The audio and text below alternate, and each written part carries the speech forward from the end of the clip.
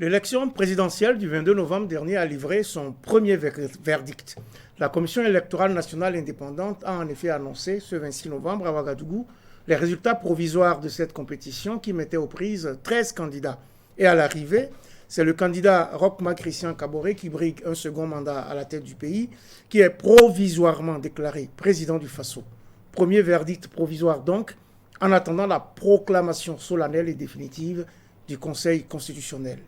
Instant pour nous toutefois de marquer un arrêt sur cette élection présidentielle couplée avec des élections législatives.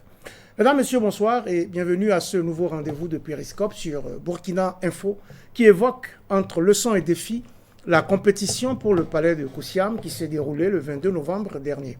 Et pour ce tour d'horizon périscopique, j'ai le plaisir de recevoir pour vous Serge Théophile Baliman. Il est professeur titulaire en sciences de l'information et de la communication. Bonsoir et merci d'avoir accepté notre invitation. Bonsoir. Et je reçois également Abdul Karim Saïdou, politologue, enseignant à l'université Thomas Sankara de Ouagadougou. Bonsoir et merci d'avoir accepté notre invitation. Bonsoir. Mesdames, Messieurs, à nouveau bonsoir. Bienvenue sur le 117e numéro de votre émission Périscope. Ça y est, la Commission électorale nationale indépendante a rendu public ce 26 novembre à Ouagadougou l'affiche des résultats provisoires de l'élection présidentielle du 22 novembre dernier.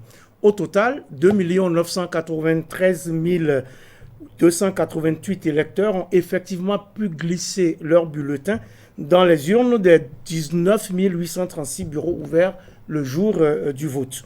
On dénombre 133 496 bulletins nuls et sur lesquels il n'y a pas eu d'accord, soit 4,46%.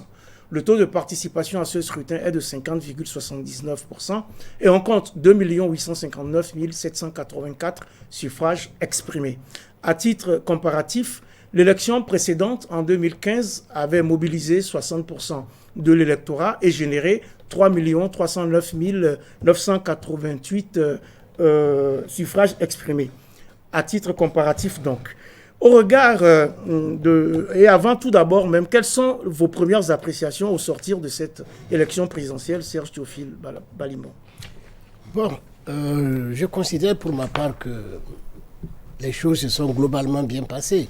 Si on met de côté les cafouillages que l'on a eu au niveau donc, de la CENI, un cafouillage organisationnel effectivement qui a porté quelque peu préjudice à l'image du Burkina Faso en termes de capacité organisationnelle, si vous voulez, parce que nous sommes réputés pour savoir organiser les rencontres internationales, pour réussir les conférences et ateliers qui se tiennent dans notre pays.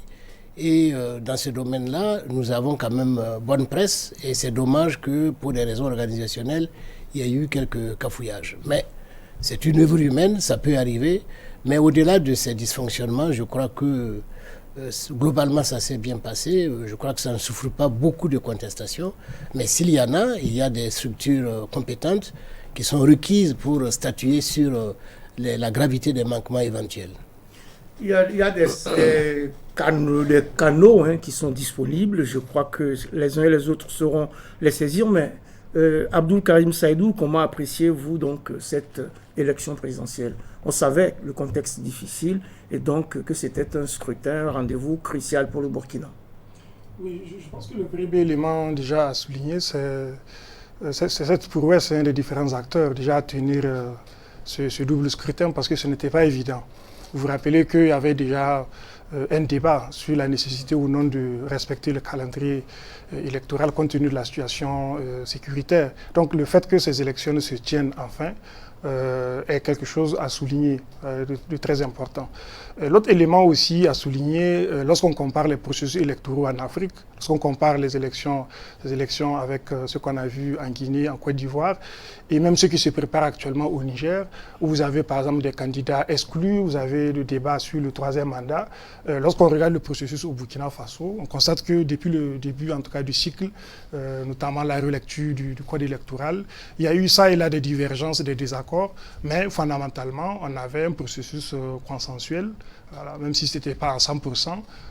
Et donc c'était un paradoxe de constater que le jour du scrutin, il y avait des tensions. Donc, c'est des tensions auxquelles on ne s'attendait pas lorsqu'on regarde, en tout cas, le processus qui a conduit à l'organisation des élections. Vous avez des pays où il y a même des difficultés pour la légitimité de la commission électorale, ce qui n'est pas le cas au Burkina Faso, où la CENI quand même bénéficie jusque-là, je dirais, d'une certaine légitimité au niveau des différents acteurs, malgré les dysfonctionnements sur lesquels certainement on va revenir. Oui, la CENI est une composition tripartite, majorité, opposition et société civile. Justement, je l'ai dit tout à l'heure, ces élections se sont tenues dans un contexte plutôt difficile. Est-ce que, en raison de ce contexte, on peut comprendre que la participation soit en deçà de celle de 2015, 50,79% contre 60%? Serge Théophile Valima. Bon, assurément, c'est sans doute un des facteurs. Je crois que beaucoup de gens ont eu peur de se rendre aux urnes parce qu'il y a des régions où les habitants, les électeurs ont reçu des menaces très sérieusement. Il y a des endroits où on disait si on vous rencontre avec un doigt trempé dans de l'encre indélébile, bon, évidemment, vous avez toutes les chances de perdre définitivement ce doigt-là. Et les menaces étaient formelles, elles étaient claires, et ça a dissuadé un certain nombre de gens qui n'ont pas voulu prendre le risque d'aller voter. C'est sans doute un facteur non négligeable, je pense. Bon, sinon, l'effet Covid, je ne crois pas que ça a pu jouer beaucoup, mais quand même faiblement, ça a dû jouer au niveau de certains électeurs dans les centres urbains. Alors, on peut donc dire que malgré tout, ça a été une prouesse pour le Burkina d'avoir su organiser ces élections. Bien évidemment, il y a tous les dysfonctionnements qui se sont produits le jour du scrutin, sur lesquels on reviendra. Donc, c'est une victoire pour le Burkina, quand même, au sortir de ce rendez-vous. Oui, je pense, et lorsqu'on prend même en compte le fait que c'est quand même la première fois qu'on met en œuvre le vote de la diaspora, qui s'est globalement très bien passé. On n'a pas entendu d'incident jusque-là à l'extérieur, même si au niveau de l'enrôlement, il y avait une certaine déception. La moisson a été très faible, mais on constate que, en tout cas au niveau de la diaspora, le scrutin s'est bien déroulé. Alors, s'il y avait véritablement une forte participation pendant l'enrôlement, on aurait dû peut-être augmenter le taux de participation. Voilà. Parce qu'il y a une autre variable aussi au niveau domestique qui est la participation des jeunes. Parce qu'entre 2015 et 2020, il y a de nouveaux électeurs qui se sont fait enrôler. Et ça, c'est une question qu'il faudra en tout cas voir de près. Est-ce qu'il s'agit encore, je dirais, d'une faible participation des jeunes? C'est un paradoxe lorsqu'on regarde, en tout cas sur le plan démographique, l'évolution de la société. Et lorsqu'on regarde aussi même les enjeux de ce scrutin. Parce que c'était quand même un enjeu extrêmement important. Il y avait les enjeux sécuritaires, le débat sur la réconciliation nationale. Pour ceux qui avaient perdu le pouvoir il y a 5 ans, c'est presque une question de vie ou de mort, qui voulaient au coûte que coûte revenir aux affaires. Et ceux qui leur avaient ravi la vedette voulaient coûte que coûte se maintenir au pouvoir. Et donc, il y avait des enjeux importants. Et de ce point de vue, je considère que quand même cette baisse de 10 points de la participation est un réel paradoxe. Même si, comme le professeur l'a souligné, beaucoup de bureaux n'ont pas pu ouvrir. Voilà. Mais quand vous regardez les chiffres au niveau du fichier électoral, au niveau de l'Est, les zones en tout cas frappées par l'insécurité, du point de vue électoral, c'est assez faible. Oui, voilà. Il y a eu aussi certains électeurs qui n'ont pas retrouvé leur bureau de vote ou qui se sont présentés, mais finalement, il y a eu des changements de bureau de vote. Est-ce que tout cela n'a pas joué aussi?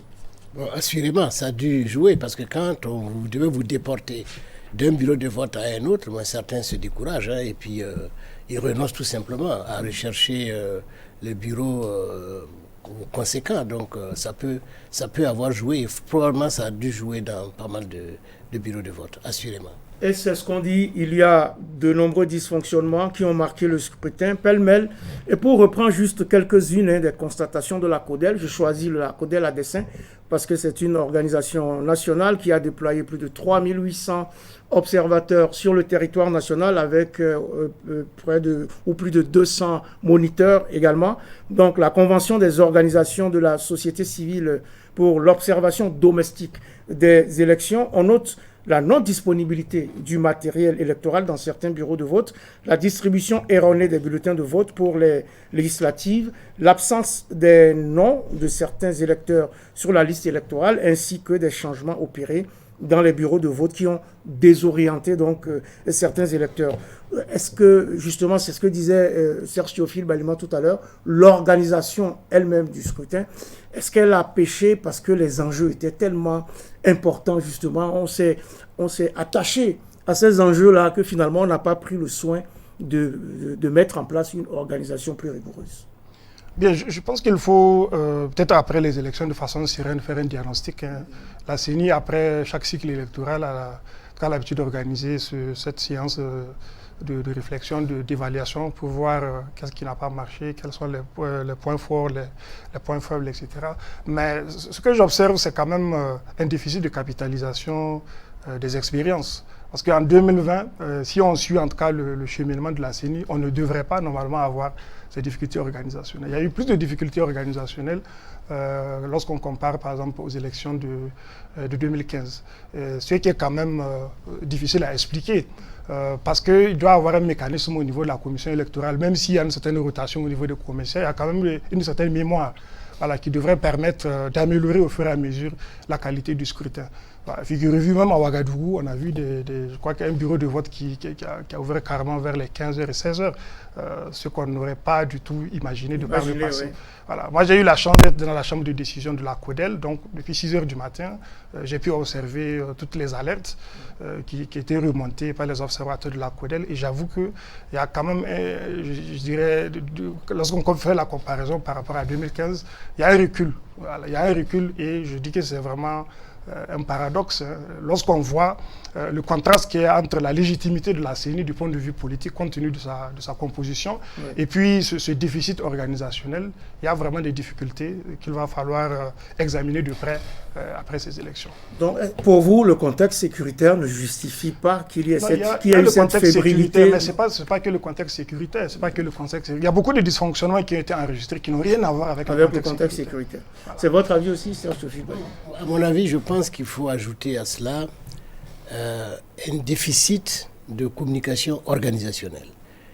J'ai le sentiment, en étant à distance bien sûr, que la manière dont la communication a fonctionné au sein de la CENI a beaucoup péché.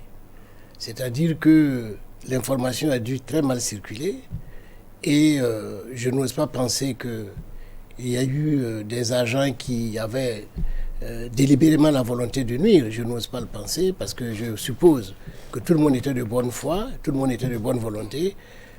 Ce faisant, je pense qu'il y a eu un déficit organisationnel en termes de communication interne. Oui, justement, Abdoul Karim Saïdou l'a relevé tout à l'heure, en partie.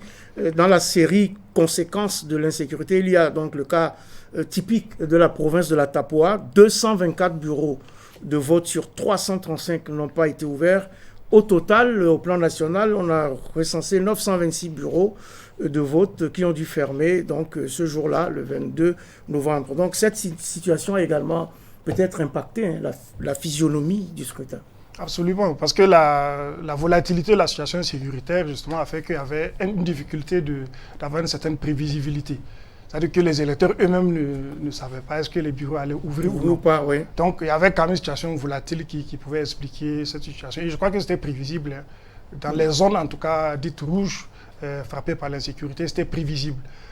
Mais comme je l'ai dit tout à l'heure, cela n'explique pas certains manquements qu'on a observés, là où il n'y avait pas véritablement de problème de sécurité. Justement, on a pu comprendre aussi qu'il y avait certaines zones où il n'était pas prévu d'ouvrir des bureaux de vote et qui ont finalement accueilli des bureaux. Absolument. Je pense que ça, c'est des éléments sur lesquels, certainement après le scrutin, et à l'issue des contentieux, du règlement des contentieux qu'on va avoir, certainement que la CENI pourra communiquer davantage là-dessus. Parce que c'est comme si on n'avait pas une carte électorale fixe. La carte électorale a changé d'un moment à l'autre, sans que les acteurs, ceux qui sont en compétition, les citoyens de façon générale, en soient informés. Alors, l'autre côté aussi, une des explications des dysfonctionnements, c'est aussi les déficits au niveau de l'éducation au vote. Parce que beaucoup d'électeurs n'ont pas pris le soin de s'assurer que, après, en tout cas, la phase d'enrôlement, tout ce qui a été fait en termes de dédoublonnage, etc., pour le fichier électoral, de s'assurer véritablement que les bureaux n'avaient pas changé. Il y avait une communication au niveau de la CENI, mais vous savez que bon, ce n'est pas tous les électeurs qui prennent le soin de faire ces vérifications. Apparemment, il y a eu une communication par affichage au niveau des bureaux de vote concernés, mais bien évidemment, les électeurs, quand ils viennent, ils avaient leur ancien bureau en tête et ils n'ont pas le loisir d'aller chercher qu'il y a eu un changement. Donc, il y a eu effectivement... À titre personnel, même c'est ce que j'ai fait, je n'ai pas vérifié. Je suis parti, bon, heureusement, ça n'a pas changé. Mon bureau de vote, voilà, là où j'ai l'habitude de voter. Mais parce que les explications données par la CENI montrent en fait qu'il y a eu des bureaux qui ont été fusionnés. Voilà, c'est ça, compte tenu de la taille même des électeurs. Voilà. Mais vous savez qu'il y a une période où les citoyens peuvent... Il y a même une période de contentieux. Une fois que les listes sont affichées, voilà, les gens pourraient vérifier, mais tout le monde ne prend pas le soin de faire cette vérification. Tout à fait. Donc on en revient à cette question sur la communication et sur l'organisation qui reste... Oui. Et surtout, une autre dimension à ne pas négliger, c'est l'analphabétisme. Vous savez, c'est quand vous prenez le bulletin avec 88 candidats, avec des sigles, il faut pouvoir les décoder. Tout à fait. Parce qu'il y a bien des gens qui ne savent pas faire la différence entre les sigles, parce que simplement, ils ne savent pas lire. Et ça peut entraîner quelquefois des désagréments. Ouais, surtout au Kadiogo, où il y avait 88 logos sur le bulletin. Par exemple. Dans le Oué, c'était 70, si je ne m'abuse. Et tout cela a participé donc à cette situation. En tout cas, au-delà de ces irrégularités, les candidats signataires le 18 août dernier de l'accord politique de Ouagadougou, c'est un accord qui scellait une coalition pour l'alternance, précisément en cas de second tour. Eh bien, ces candidats-là continuent de dénoncer, je cite, les nombreux dysfonctionnements, les violations du code électoral, notamment la non-observation de la compilation manuelle, les fraudes massives, les modifications illégales du nombre et de la cartographie électorale, les achats de conscience, etc. Toutes choses qui ont altéré la sincérité du résultat. Fin de citation. Alors, Abdoul Karim Saïd, vous pensez-vous que la sincérité du résultat est véritablement en cause?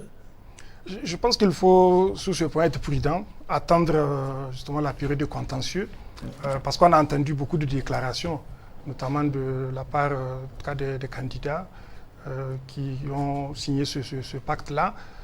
Mais comme eux-mêmes ont affirmé qu'ils ont déposé des recours au niveau des juridictions, au niveau du Conseil constitutionnel et au niveau du tribunal, au niveau de Ouagadougou, on attend de voir. Voilà. Mais ce qui est sûr, c'est qu'au moins pendant la campagne électorale, il y a eu des cas manifestes de violation de la loi électorale. Je crois que même le réseau national anticorruption a fait un communiqué là-dessus. Et je pense qu'on l'a vu, par exemple, distribution de riz, distribution d'argent, etc. Ça a été enregistré en tout cas au niveau de... Les méthodes clientélistes ont été suffisamment mobilisées par les acteurs. Et ça aussi, je pense que c'est de part et d'autre. La plupart des grands partis utilisent les mêmes méthodes. C'est ça. Voilà, ils utilisent les mêmes méthodes. Maintenant, au niveau des recours, on verra, au niveau du contentieux, ces accusations, est-ce que c'est fondé ou pas? Si c'est fondé, ce que ça va donner. Alors, Serge Théophile Balima, est-ce que les dysfonctionnements qu'on a observés sont de nature à altérer la sincérité du vote et donc à changer de quelque manière que ce soit les résultats auxquels on est parvenu? Lorsque vous regardez les écarts qu'il y a entre le président provisoirement élu et les autres candidats, je pense que l'écart est tellement grand que même s'il devait y avoir un contentieux, ça va m'étonner que ce soit de nature à remettre en cause la sincérité donc, du verdict.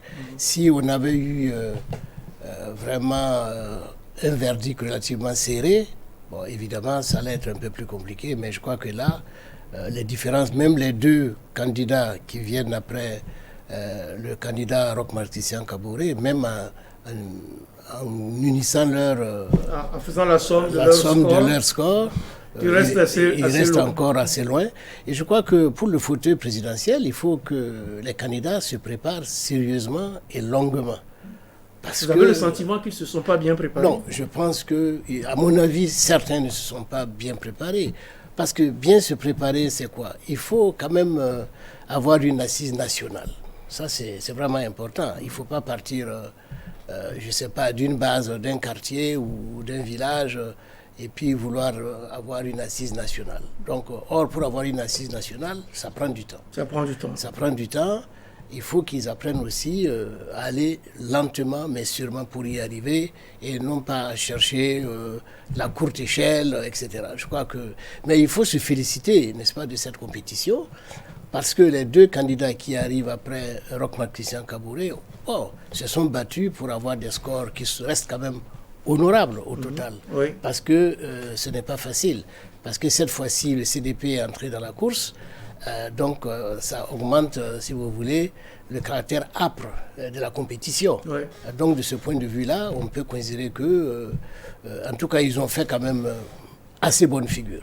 Alors que c'est 15% et 12%. On y reviendra tout à l'heure. Toujours les candidats qui ont signé cet accord politique, ils ont tout de même pris acte, ce 26 novembre, des résultats provisoires proclamés par la CENI, mais ils se réservent le droit, je cite, d'utiliser les voies légales de recours pour traiter des irrégularités relevées au cours du déroulement du processus électoral et tout particulièrement au cours du scrutin du 22 novembre 2020. Fin de citation. Bon, on l'a dit tout à l'heure, est-ce que ces recours vont changer quelque chose ?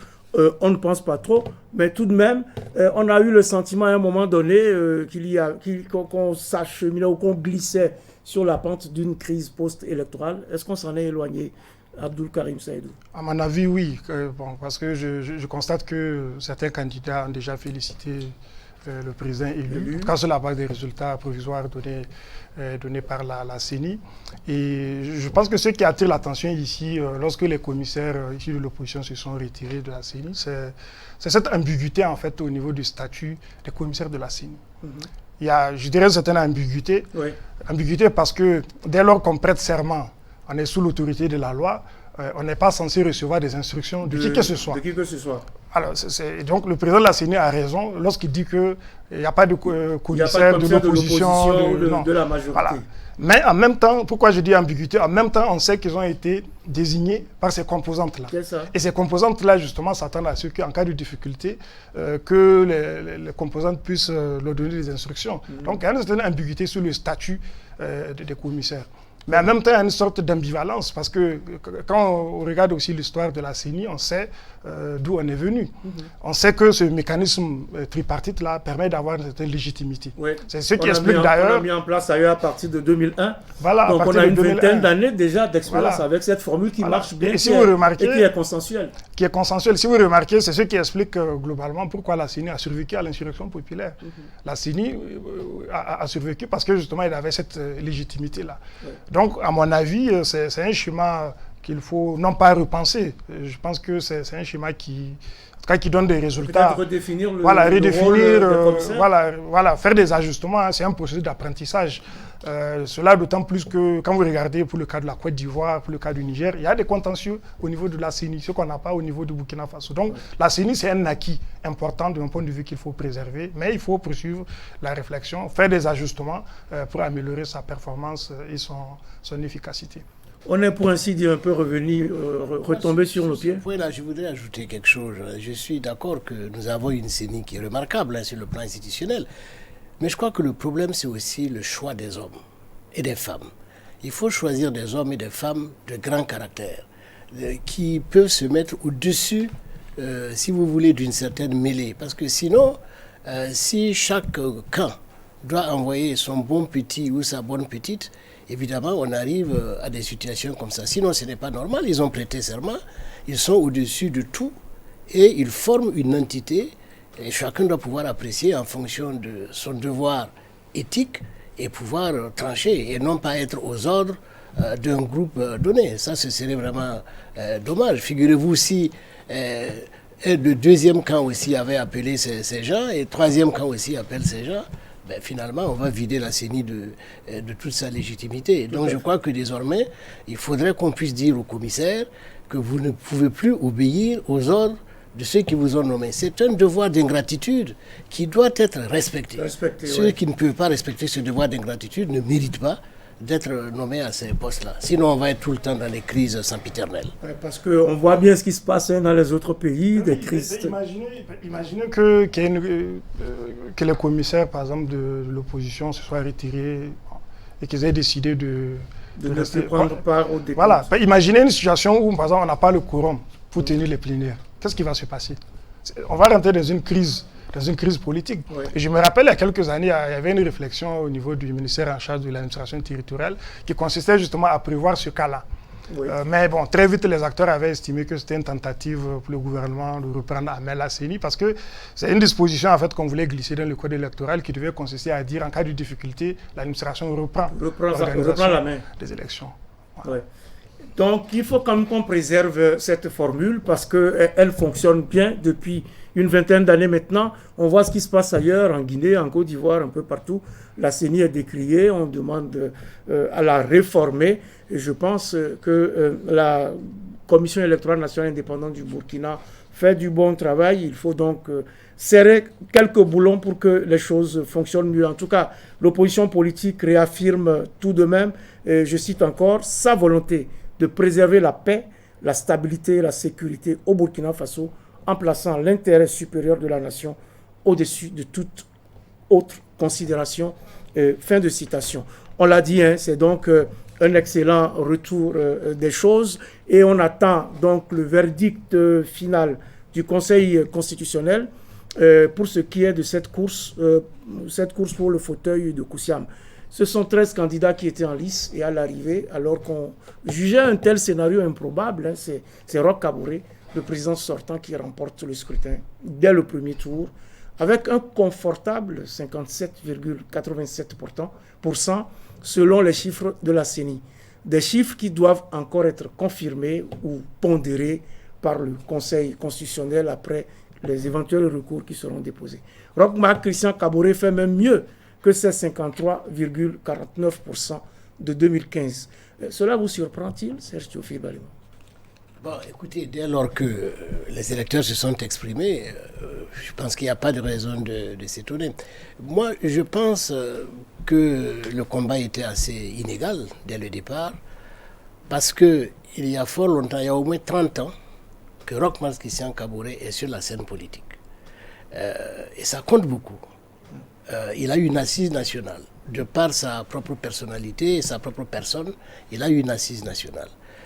C'est quelqu'un qui n'a pas exercé longtemps dans l'exécutif. C'est-à-dire qu'il est passé ministre des Transports, ministre des Finances, il a été Premier ministre, mais tout cela assez brièvement. Il n'a pas eu d'ardoise dans la gestion au sein du pouvoir exécutif.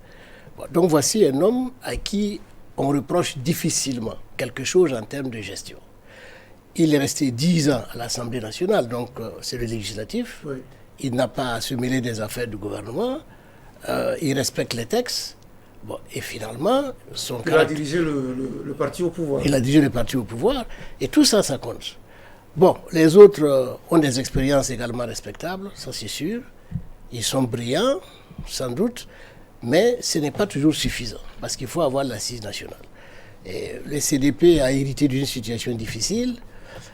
Peut-être que dans d'autres circonstances, on aura l'occasion de faire d'autres analyses. Je ne sais pas si le positionnement du CDP pour cette campagne, en disant qu'on est héritier de Blaise Compaoré, est réellement un bon axe de communication. J'ai le sentiment, en ce qui me concerne, que c'est limitatif. C'est-à-dire que quand vous acceptez cela... Blaise Compaoré qui était d'ailleurs tout le temps présent dans cette campagne. Et je trouve que c'est un abus de langage et c'est un axe de communication qui n'était pas porteur. Parce que même si on admet qu'il y a 500 000 personnes qui demandent, qui peuvent voter pour lui, etc., ça ne suffit pas pour faire de vous le président du Faso pour le moment. Je crois que s'il veut aller loin, il le mérite, mais il faudrait qu'il apprenne à devenir lui-même son propre mentor. Et parce que si vous portez l'héritage de Blaise Compaoré, généralement en Afrique, ce n'est pas très porteur. On a vu ceux qui ont essayé de porter l'héritage de Thomas Sankara, c'est difficile. Et si vous portez l'héritage de Blaise Compaoré, il ne faut pas regarder que les acquis. Il faut regarder aussi les insuffisances. Il faut porter aussi le passif de Blaise Compaoré. Donc, je ne suis pas sûr que ce soit un bon axe de communication. Je pense qu'il a trop mis l'accent là-dessus. Et à un moment donné, vous faites le plein de ceux qui peuvent être nostalgiques, mais vous ne pouvez pas recruter d'autres personnes, etc. Je crois que s'il veut y rester, c'est son droit, mais il faudrait qu'il apprenne à s'assumer de façon plus autonome. Alors, et en plus de ce que vous avez dit, Serge Théophile Balima, il faut ajouter que Roch Marc Christian Kaboré a exercé la charge de président du Faso pendant ces 5 dernières années qu'il était en poste, donc il avait toujours les manettes. Est-ce que vous êtes surpris par ce score? Parce qu'on disait que ça allait être serré. Oui, à mon avis, il y avait la possibilité d'avoir un second tour. C'était envisageable, c'était une hypothèse envisageable lorsqu'on regarde les forces en présence. Voilà. Mais vous avez aussi les stratégies des acteurs, telles que la stratégie du CDP que le professeur vient de décrire ici. Oui. Il y a la stratégie des acteurs, il y a les ressources qu'il a desservi en quelque sorte. Il y a également les comportements des électeurs qu'on ne peut pas prédire. Tout à fait. Voilà. D'autant plus que vous avez de nouveaux électeurs. Sans compter la dynamique de la campagne. La dynamique, le contexte, etc. Tout ça, ce sont des variables qui jouent dans les comportements électoraux. Voilà. Et de ce point de vue, je crois que on peut peut-être être surpris par, je dirais, l'ampleur de la victoire. Mais je crois que le fait qu'il soit président aux affaires depuis 5 ans, ça aussi c'est un facteur extrêmement important. On sait que ceux qui ont l'appareil d'État avec eux ont accès aux ressources de l'État, peuvent même manipuler l'implémentation des politiques publiques selon les agendas électoraux. Voilà, donc ils ont une grande avance sur les autres. Et de ce point de vue, on constate qu'il y a une certaine continuité au niveau des comportements électoraux, parce que c'est comme si les électeurs sous Blaise Compaoré, j'ai été habitué à voter le président en place. Il y a un président qui est là depuis 5 ans. Voilà, donc c'est comme une sorte de reproduction du système qu'on avait sous Blaise Compaoré. Donc oui, mais tout de même, Abdoul Karim Saïdou, on nous a promis une bataille serrée. On nous a parlé de 3 baobabs. Et donc on s'attendait que, même si Roch-Marc Christian Kaboré devait passer, que le combat soit plus enlevé, en fait. Oui, c'est pour ça que je disais que c'était une hypothèse tout à fait envisageable. D'autant plus que vous avez même le vote de la diaspora qui n'a jamais voté, dont on ne connaît pas les orientations. Voilà, même si ça fait moins de 1% de l'électorat. Roch Kaboré n'a pas également bénéficié un peu du fait d'avoir été le premier à mettre en place donc, ou à favoriser le vote des Burkinabés de l'extérieur? Oui, c'est un facteur qui peut jouer. Mais vous avez aussi le fait que, comme le professeur l'a dit, c'est quelqu'un qui est sur la scène politique quand même depuis les années 80 même, on va dire. Et puis ils ont une machine extrêmement puissante, une machine efficace. Tout comme les machines de l'UPC, du MPP. Et le fait d'être au pouvoir leur donne un avantage certain sur les autres. Et donc, je pense que ce qu'on peut observer du point de vue du système partisan, si le MPP maintient justement cette performance, peut-être pour les scrutins à venir, on serait donc en présence d'un parti dominant. Voilà, exactement ce qu'on avait sous l'ancien régime. Un parti dominant qui distance de très loin ses adversaires. Et il y a le risque justement que le parti dominant se transforme en parti hégémonique. Parce que le parti hégémonique, il ne joue pas franc jeu. Voilà, il ne joue pas franc jeu. Quand vous avez un parti hégémonique, là vous pouvez avoir même des idées de 3e mandat qui peuvent commencer à germer. Donc autant on peut considérer que d'un point de vue économique, si la victoire au premier tour est confirmée par le Conseil constitutionnel, ça nous fait des économies quelque part. Mais d'autre part aussi, on peut s'inquiéter pour l'avenir du pluralisme politique. Hein. Alors, Abdoul Karim Saïdou nous parle d'économie, mais pour les autres candidats, il voulait ce second tour, en fait. Moi, je ne suis pas certain qu'ils étaient si déterminés à vouloir ce second tour. Moi, je suis de ceux qui avaient des doutes dès le départ. Parce que si vous voulez prétendre à un deuxième tour, il faut vous mettre en bon ordre de bataille. On ne peut pas aller en ordre dispersé. Mais aussi un accord politique. Non, cet accord n'a jamais tenu. Dans l'histoire, même les triumvirats, depuis l'Antiquité, ça n'a jamais fonctionné. On a vu l'exemple au Bénin, avec les triumvirats au Bénin. C'est ça. Ce type d'accord ne fonctionne jamais. On a vu l'exemple aussi en Côte d'Ivoire. Je fais un seul mandat, je me tire, tu montes, non, même tu peux faire 2, après c'est moi. Ça ne marche pas. Alors, juste pour les téléspectateurs, quand vous avez parlé du cas du Bénin, ce triumvirat a été mis en place en 1970. Il y avait 3 personnes donc, qui devaient diriger collégialement le pays, dont l'un exercerait tous les 2 ans la présidence donc, de ce qu'on appelait le Conseil présidentiel. Ça n'a fonctionné que 2 ans et le coup d'État du 26 octobre 1972 est venu mettre un terme à cette formule que Mathieu Kérékou appelait le monstre à 3 têtes. Oui, absolument. Moi, je ne crois pas à ce genre d'accord. Si même il y avait un second tour, l'unité de l'opposition allait s'effriter. Ah non, ça c'est inévitable. En fonction de celui qui passerait au second tour. Mais bien sûr, parce que je ne crois pas à cela. S'ils voulaient réellement, si les acteurs de l'opposition veulent, ils doivent s'entendre. Il y a un leader. Pour désigner un candidat unique dès le départ. Et puis on se suit et on ne soutient que lui.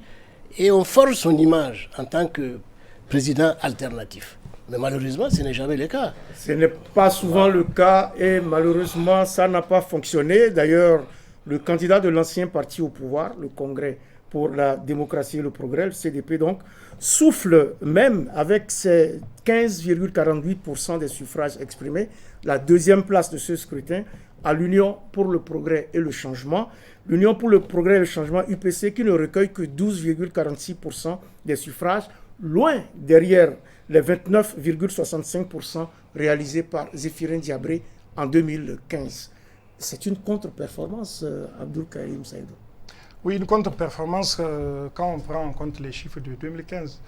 Mais il faut nuancer puisque on peut faire l'hypothèse, hein, je pense que c'est une hypothèse très sérieuse, hein, qu'en 2015, compte tenu du fait que le CDP n'avait pas de candidat, certains électeurs du CDP auraient voté pour l'UPC. Parce que quand vous regardez le taux de participation, quand même 60%, oui. Cela indique qu'il n'y a pas eu, du point de vue, à cause de l'exclusion du candidat du CDP, il n'y a pas eu une forte abstention. Et s'il y a eu une forte participation, il faut s'interroger sur l'orientation du vote justement des électeurs du CDP. Voilà. Donc on peut faire l'hypothèse qu'en 2015, ce chiffre de 29% ne reflétait pas peut-être réellement, fidèlement, le poids électoral de Zéphirin Diabré. Et donc, estimer que son poids réel, c'est celui qu'il a obtenu le 22 novembre. Bon, vous savez que son parti a connu aussi des difficultés hein, avec des défections. Des défections. Et même avant l'élection, des défections, il y a eu des remous au niveau interne qui peuvent aussi expliquer en partie cette baisse en cas de la performance. Oui, alors, Serge Théophile Walmer, est-ce que tout cela ne nous conduit pas vers une sorte de reconfiguration du paysage politique national? Bon, je pense aussi qu'il y aura une reconfiguration. Bon, il faut souhaiter que ceux qui sont à l'opposition s'organisent mieux, parce qu'en 2025, les jeux seront davantage ouverts. Et le MPP aura aussi une difficulté majeure. C'est de trouver un candidat. C'est d'abord de gérer son unité. Parce que, à partir du moment où on sait que le président réélu est un président partant en 2025, les appétits vont se développer au sein du MPP. Exactement. Et à partir de ce moment-là, il faut que le MPP travaille à éviter l'implosion. Parce que s'il y a beaucoup d'appétits qui s'affrontent, le parti pourrait se fragiliser. Et déjà, on voit venir des têtes qui, apparemment, quand vous regardez l'orientation de leur tête, vous sentez déjà que dans la tête, il y a des idées qui trottent.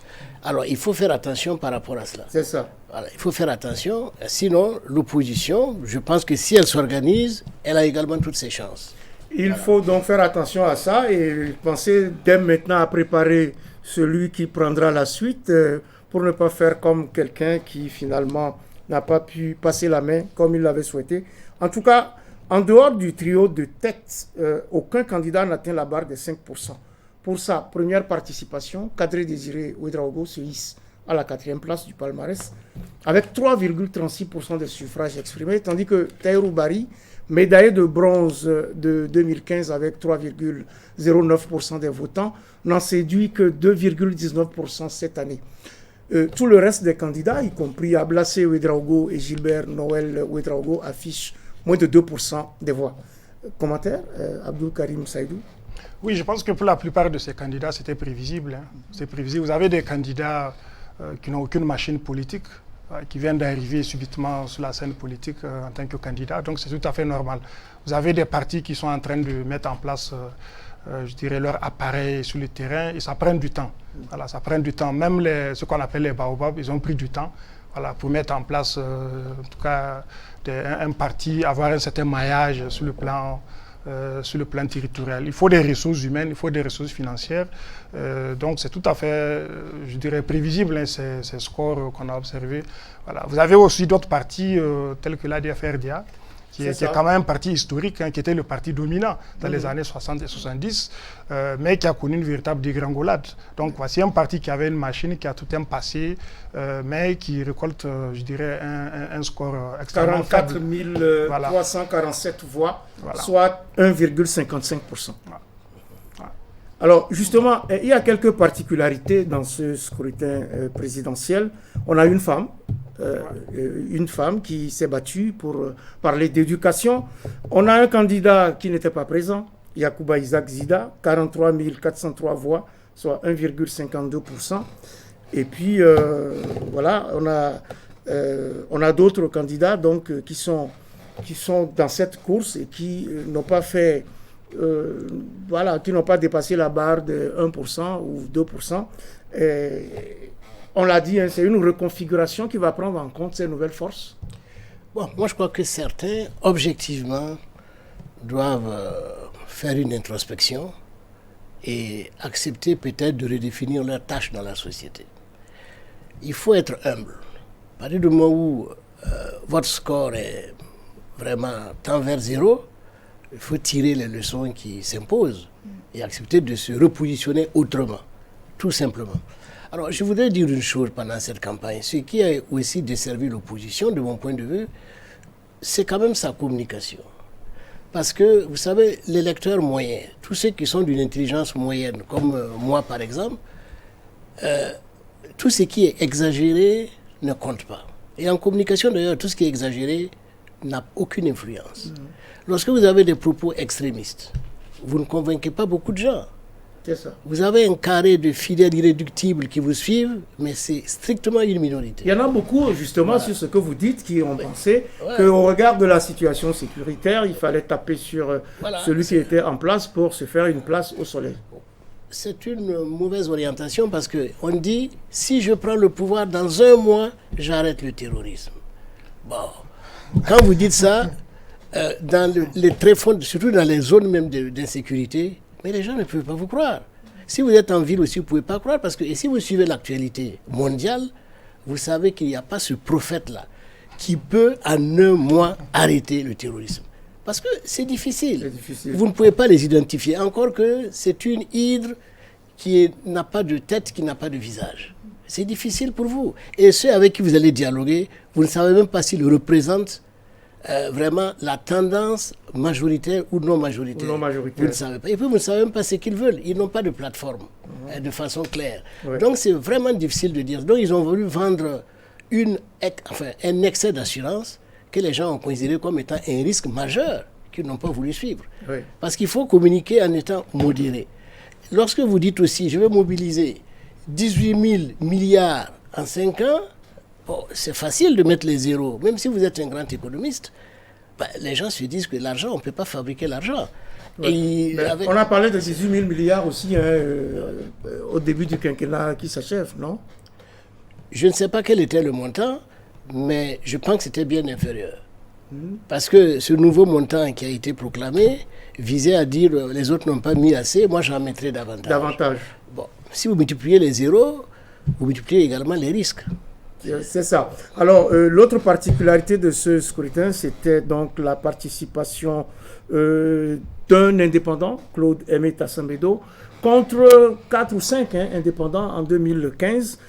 Donc, les scores sont connus. On attend de voir les résultats définitifs avec le Conseil constitutionnel. Et c'est Roch-Marc Christian Kaboré, pour le moment, qui est en passe d'être reconduit à la tête de l'État. D'ores et déjà, les défis sont immenses. Il appelle à l'unité nationale et les défis ont pour nom également réconciliation, sécurité, personnes déplacées internes, Covid-19. Abdoul Karim Saïdou, par quoi devrait-on commencer selon vous pour remettre la République en ordre? Je pense qu'il y a 2 sujets qui ont véritablement dominé les discours de campagne. Réconciliation, sécurité. Même si, comme le professeur l'a relevé tout à l'heure, il y a des divergences par rapport à la stratégie à mettre en œuvre pour amener la sécurité. Je crois que le président sortant, nouvellement réélu, selon le résultat de la CENI, va s'inscrire dans la continuité parce qu'il a affirmé qu'il ne va pas engager de négociations avec les groupes terroristes. Je crois que c'est la position aussi commune au niveau du G5 Sahel, dont le Burkina Faso est membre. Au niveau de la réconciliation, là, on attend de voir quelle sera sa démarche, parce qu'il a promis dans le premier trimestre de convoquer un forum sur la réconciliation nationale. Et il a également retiré son option qui consiste à dire qu'il y aura d'abord la justice, la vérité, avant d'aller vers la réconciliation. Il y aura d'abord la vérité. Voilà.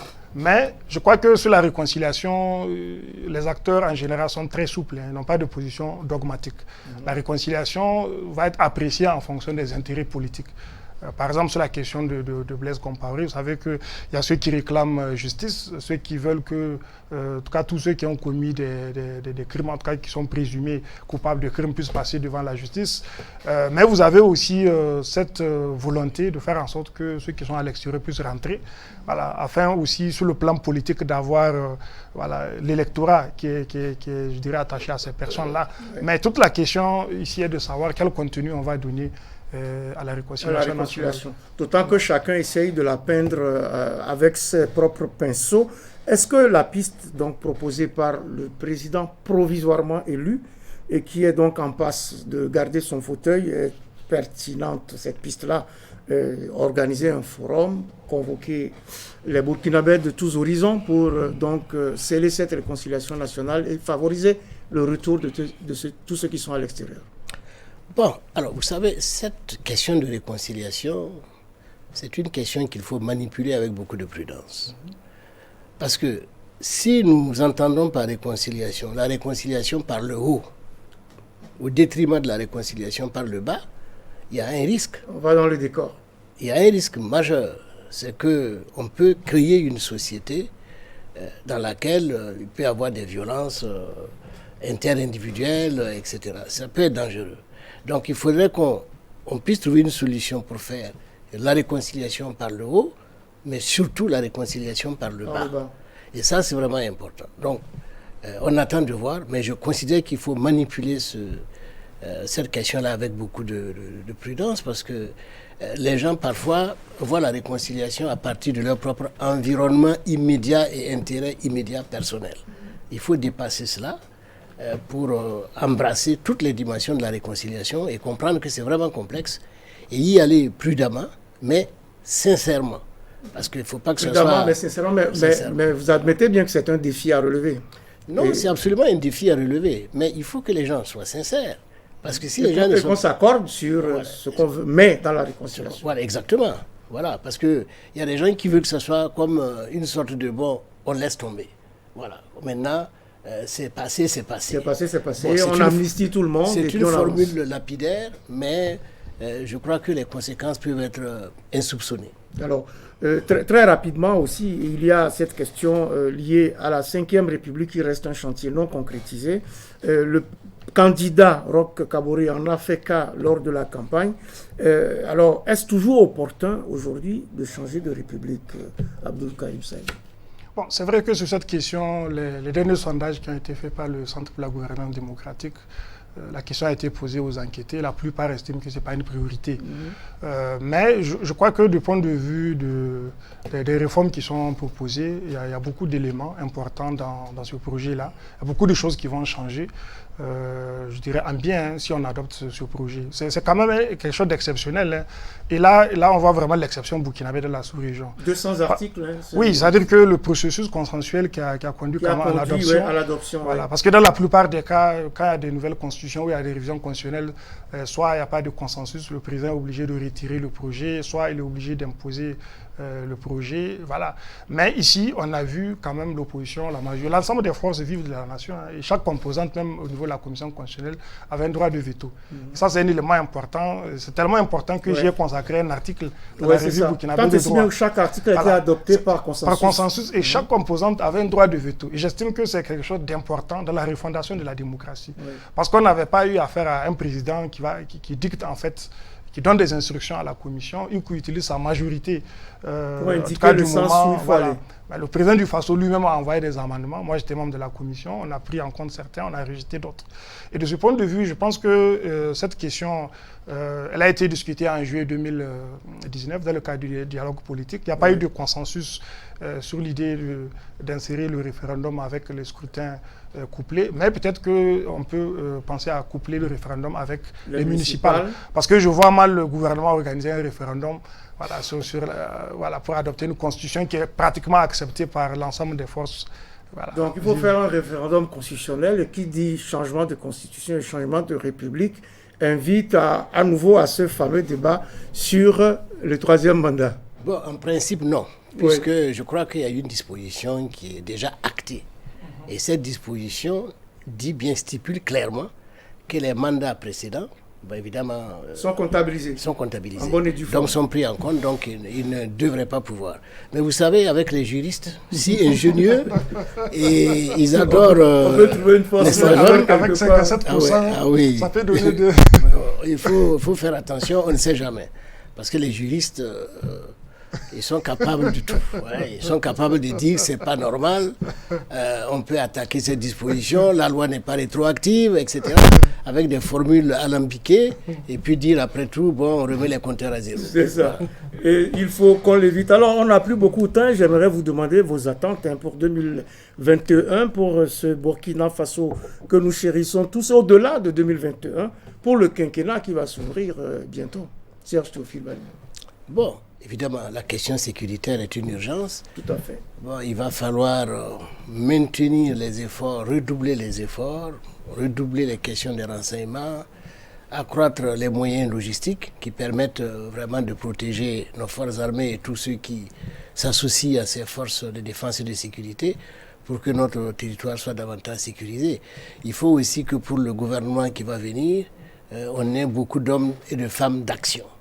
Parce que notre pays est tel aujourd'hui qu'il faut vraiment des hommes qui se battent. On a vu dans le gouvernement actuel des hommes et des femmes qui montrent vraiment de la volonté et qui travaillent globalement bien. Bon, il va falloir multiplier le nombre de ceux qui travaillent bien et qui vont au charbon et qui pensent davantage au Burkina et non pas à eux-mêmes. Et mettre aussi beaucoup de femmes et de jeunes, Abdoul Karim Saïdou. Oui, absolument. Et je pense aussi qu'il y a la nécessité de voir dans quelle mesure le gouvernement peut se fixer vraiment des priorités. Parce que pour ce premier quinquennat, on n'a pas eu l'impression qu'il y avait des priorités. L'agenda a dû être bousculé aussi. Mais oui, malgré qu'il y avait des priorités, la sécurité, on n'a pas eu cette impression-là. Et donc, il faut espérer que le gouvernement, le prochain gouvernement, puisse véritablement se fixer des priorités, s'en tenir à ces priorités et faire en sorte justement qu'il y ait les hommes et les femmes, y compris les jeunes, qui aient les capacités, les qualités intrinsèques, la volonté, l'engagement nécessaire pour véritablement relever ces défis auxquels le Burkina Faso est confronté, auxquels toute la sous-région est confrontée, parce que un des éléments qui était totalement ou presque absent du débat, c'est aussi les questions internationales. Tout à fait. Qui nous affectent, y compris la politique régionale. Donc il faut espérer un gouvernement qui ait des priorités, qui travaille justement à relever ces défis-là. Il faut qu'on travaille à relever les défis, ils sont nombreux. On reviendra, on parlera de ces questions des relations internationales et de tous les autres segments de ce qui attend le prochain président. Pour l'heure, on attend donc qu'il puisse être confirmé dans ses fonctions et puis il y aura donc l'investiture. Peut-être qu'il faut aussi là que ça aille plus rapidement qu'il y a 5 ans, Serge Théophile Valima. Ça dépend, on ne peut pas aller plus vite que la musique. Donc, certainement, il faut s'attendre à ce que les procédures soient épuisées et que, on proclame des résultats. S'il est confirmé, peut-être son investiture peut aller relativement vite. C'est ça. Pour essayer de gagner du temps. Ça, oui. Voilà, parce que nous sommes un pays en crise. Il ne faut pas qu'il y ait un flottement au niveau du gouvernement. Donc, ça doit être un gouvernement de combat relativement rajeuni, mais des jeunes qui soient mûrs. Parce qu'il ne faut pas que ce soit des jeunes excités et qui n'ont pas fini de faire des expériences désordonnées, mais des jeunes vraiment mûrs, c'est-à-dire des jeunes responsables. Ça, tout le monde va pouvoir se mettre... En tout cas, on pourra les accompagner d'une manière ou d'une autre, mais il faut que vraiment ce soit un bon casting. Alors, des jeunes mûrs, ben, bien sûr, il faut aussi... Moi, je plaide pour des femmes responsables aussi. Elles sont d'ailleurs souvent plus responsables que les hommes. Absolument. Déjà, on attend de voir les résultats des législatives pour voir... mais il ne faut pas s'attendre à grand-chose. Voilà, parce qu'avec la loi sur le quota, la dernière révision qui était tellement décevante, en tout cas au niveau des instruments, les partis dans leur majorité n'ont pas respecté le quota. C'est ce quota. Voilà. Et donc, il faut voir tout ça et mettre tout le monde à la tâche pour relever les gros défis qui se posent au Burkina. Mesdames, Messieurs, ainsi s'achève votre émission Périscope numéro 117, au cours de laquelle nous avons essayé de décrypter un tout petit peu pour vous, mes invités et moi, les résultats provisoires de l'élection présidentielle du 22 novembre dernier, entre leçons et défis à relever. J'étais avec Serge Théophile Baliman, professeur titulaire en sciences de l'information et de la communication. Merci pour vos éclairages. Merci. Également sur le plateau de Périscope aujourd'hui, Abdul Karim Saïdou, politologue, enseignant à l'université Thomas Sankara de Ouagadougou. Merci Abdul Karim pour la disponibilité et pour vos éclairages. Ce numéro de Périscope est réalisé par Philippe Barrault, que je remercie, ainsi que toute l'équipe technique du jour. Merci également à vous toutes et à vous tous pour votre fidélité à cette émission et pour vos encouragements tellement réconfortants. Merci et prenons soin les uns des autres, surtout en ces temps troublés où chaque matin que l'on découvre est une grâce infinie et chaque manifestation de solidarité une victoire. Mais prenons également date pour le prochain numéro de Périscope, même jour, même heure, sur la chaîne qui vous donne les clés du monde.